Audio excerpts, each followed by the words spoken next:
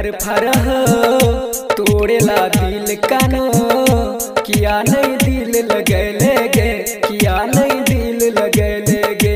प्यार एक तरफा रहो तोड़ेला दिल कानो, किया नहीं दिल लगैले गे, किया नहीं दिल लगैले गे।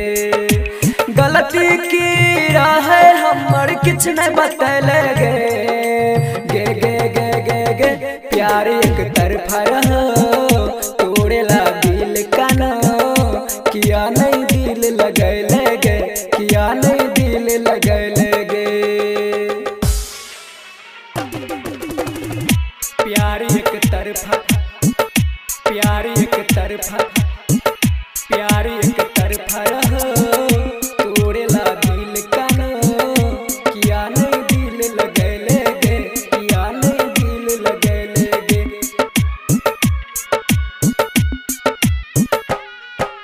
डीजे बादल राज।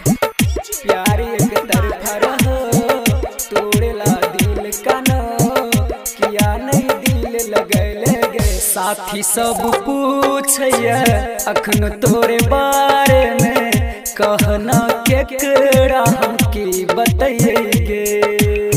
चल गेल छोड़ का पागल बना का, कहना केकरा के ना समझैगे। नहीं छे दूर पास रहे छे दिल के बुझलियो गे, गे गे गे गे गे। प्यार एक तरफा रहो तोड़ेला दिल कानो, किया नहीं दिल लगैले गे, किया नहीं दिल लगैले गे। प्यार एक तरफा रहो, प्यार एक तरफा रहो, प्यार एक तरफा रहो तोड़ेला दिल कानो, किया नहीं दिल लगैले गे, किया नहीं दिल लगैले। प्यार एक तरफा रहो बादल राज। तोड़ेला दिल कानो, किया नहीं दिल लगैले गे, किया नहीं दिल लगैले गे। स्कूल कॉलेज में तोड़े चहलियो, तोड़े पर अपन जिंदगी लुटलियो गे। हमरा छेल जानक सब तोड़े